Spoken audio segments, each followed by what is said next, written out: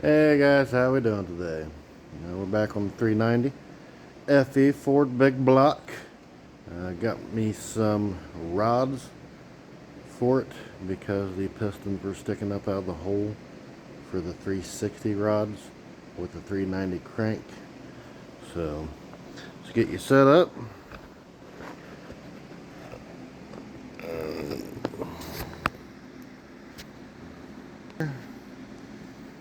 So cylinder number 1, cylinder number 3. We've got the 390 rod here, 360 rod here. Yes, they are both 390 pistons. That's just how they did them. Back when Ford built engines in the 60s, 70s, whatever year it was. So as you can see, number 1 is coming up. It is right there. It is just barely down in the hole. Let's go ahead and measure it.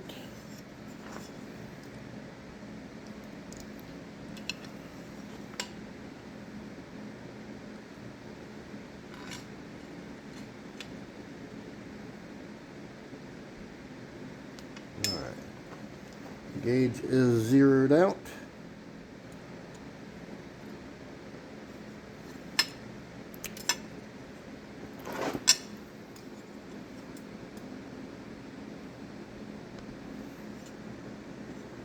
Not always the easiest thing to do by yourself.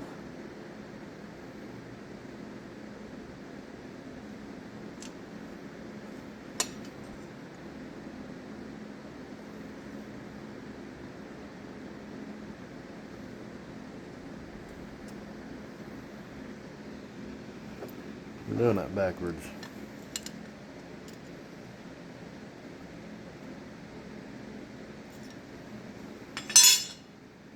Alright. 0.0015 in the hole.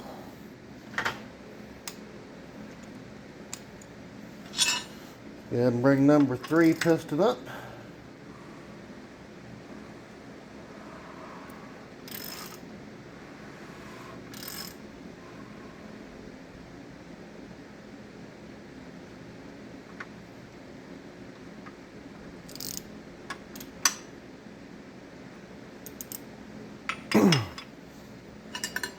Alright, make sure the gauge is still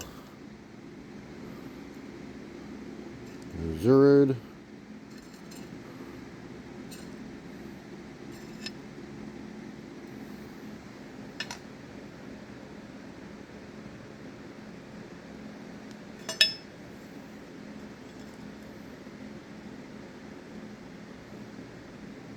Alright, close enough. Now if we go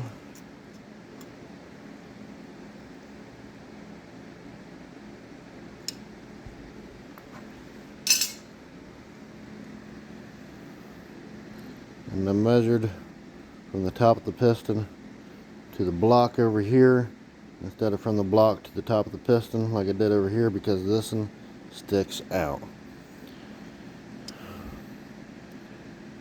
21 thousandths.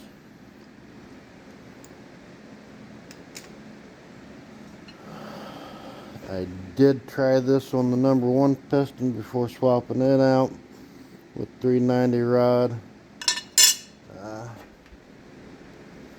It stuck out further.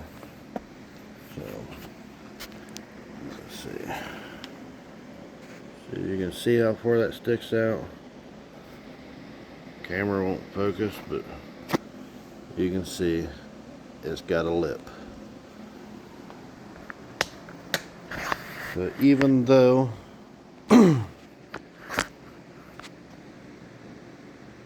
even though the stroke on them is different, the 360 has a shorter stroke, 390 has a longer stroke.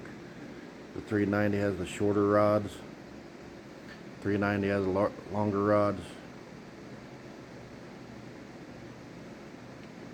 I gotta think about that again. It gets confusing if you don't think about it for a moment, or at least to me. So longer stroke, shorter rod. longer stroke, longer rod, shorter stroke. So with the shorter rod, or well, let's go back. So with the 360 crank, 360 rod, is that my bad side? I think I got a black eye or something. It's just the way I look evidently. Anyways, with the 360 crank, 360 rod, 360 piston, the piston was about 120 thousandths in the hole. Just the way it was. So you would think, or most theories was that with the longer stroke, you could use the 360 rods, and they would put you right at top TDC.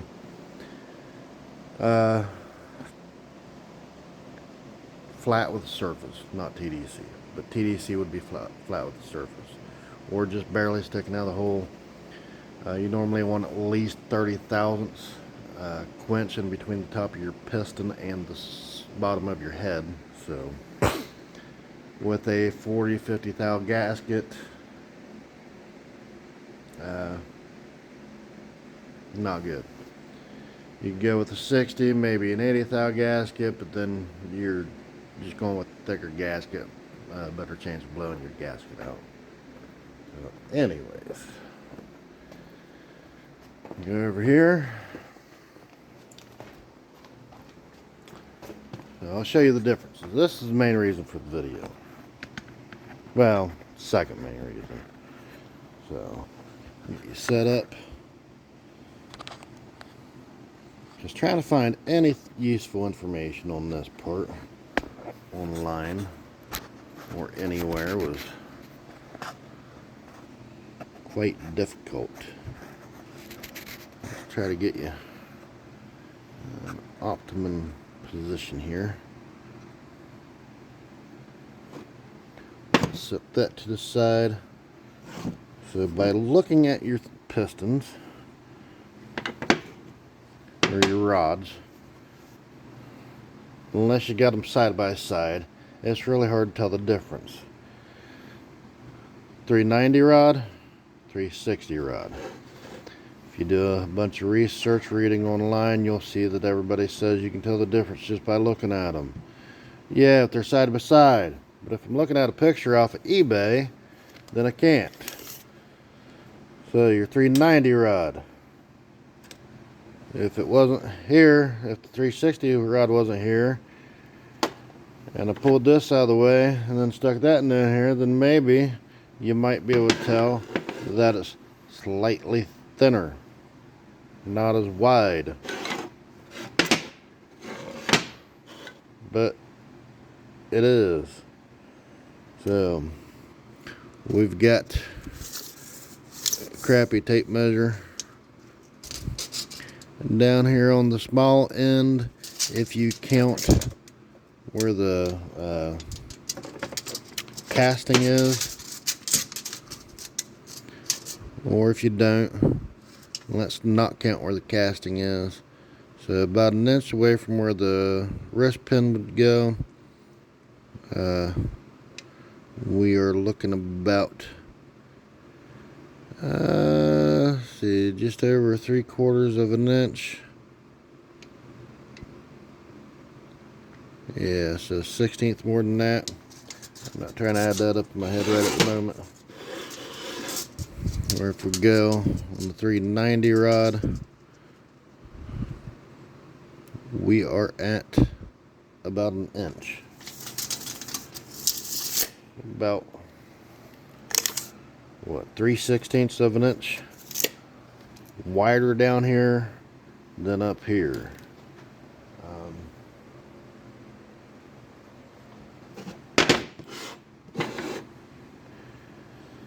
From my experience seeing these break, they haven't broke right here. It's been up here. I've got another piston I can grab.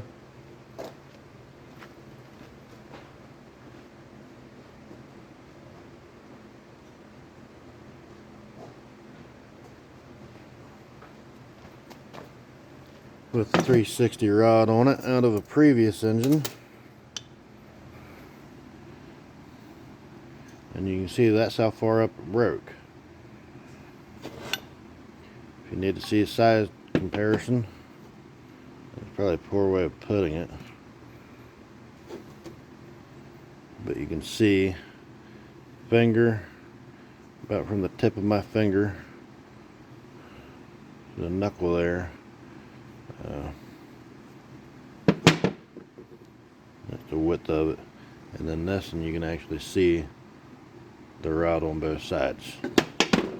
Where this in here, get my thumb out of the way, you can't. My finger covers it up. So the 360, 390. You want to see more of this? Should have watched my previous videos. It is in there, me talking about it.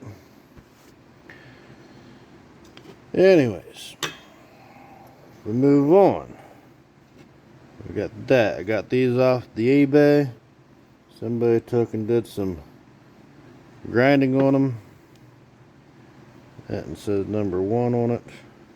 Oh, that's 360. That was a 360. Somebody did some grinding on the 390 ones. Not too excited about that, but they will work. Put that there. So I was going to replace the wrist pin bushings. Problem being with that is I bought them off of the Amazon.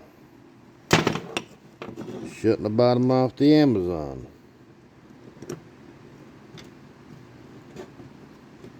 These are full floating wrist pins. All you technically got to do is take out one snap ring. And you should be able to push your wrist pin out. It don't always come out the easiest.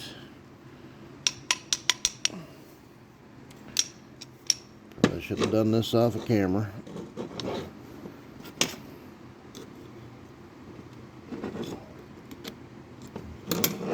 Not a good pushing tool.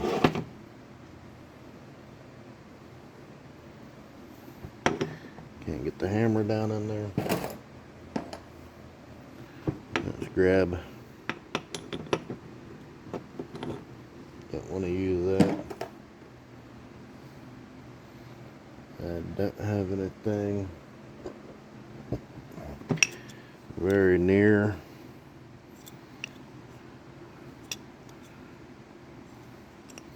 Maybe we'll try going the other direction. This side is chamfered. Chamfered, as some people say.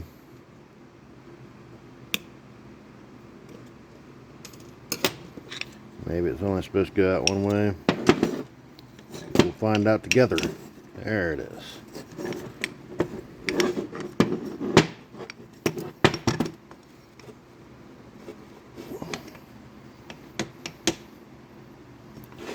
Nice and shiny.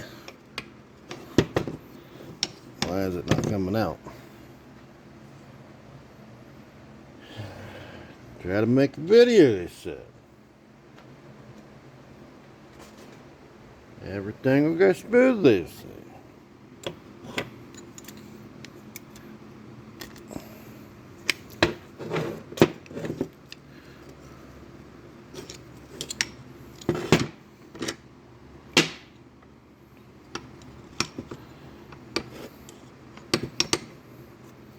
Lining up on something. There. Maybe. Alright. So we get the rod out. 360 rod.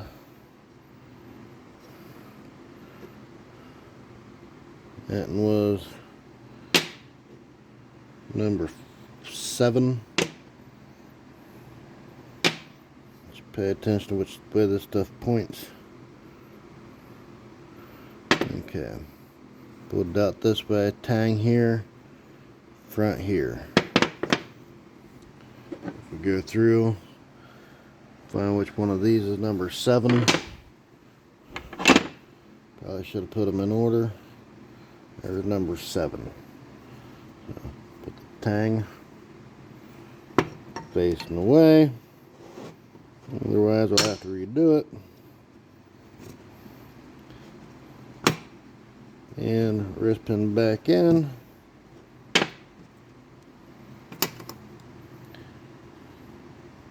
Snap ring.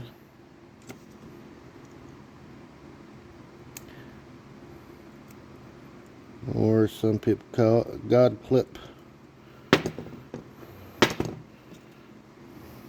So if you don't get it out or in and it goes flying off, or coming off your tool, pliers, and it goes flying, and then you say, oh God, you think you'll never find it. Alright, so full floating. I'll hold the wrist pin with my fingers on both sides and the wrist pin rod smooth. That's all you got to do. Pop off your nuts. Move your bearings over. And that will be all done.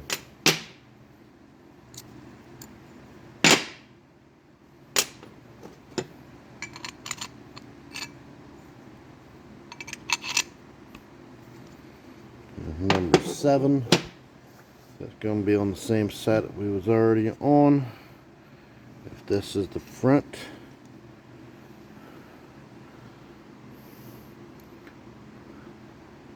the odd side is the one on the crank further forward. So you also have your larger camphor here matching up with here. So make sure those both point the same direction on your odd ones.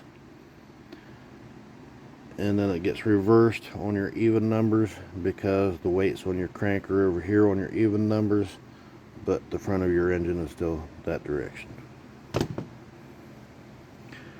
Hopefully that helps out for anybody doing a 360 to 390.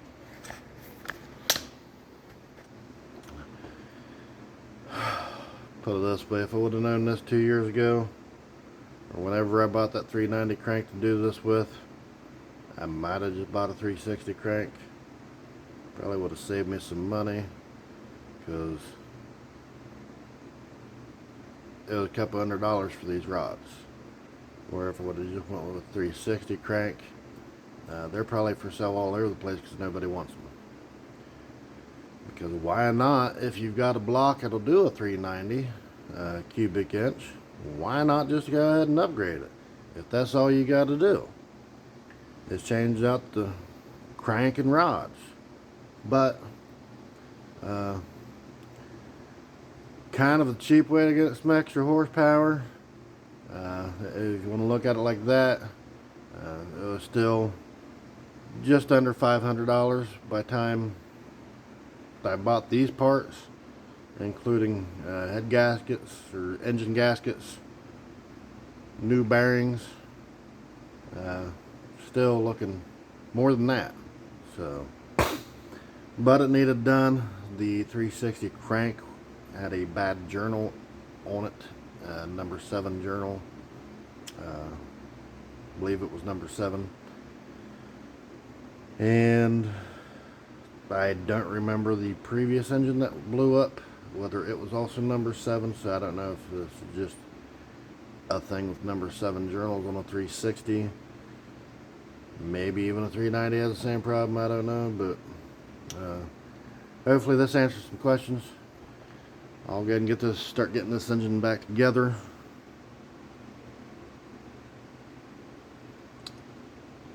And we'll go from there. I think I did start to mention that I was going to replace the bushings in these, but I bought some off the Amazon. So might as well address that and not leave you hanging on that part. They said 390 bushings. Don't know what brand he was. Probably something from China, Taiwan, wherever, Japan. It doesn't matter where they're from. They were not correct. They did fit in the rod.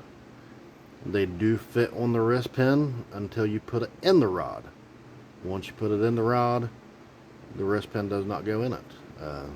You could probably press it in there, but it's not a full floating bushing. So I'm not even going to show those. It's just totally pointless. So hopefully I'll get some more videos out soon. It's been a bit of a process doing this. I haven't uploaded all the previous ones yet, but I think at this point I can go ahead and start uploading those and get more content coming soon. Thank you guys for watching. We'll see you next time.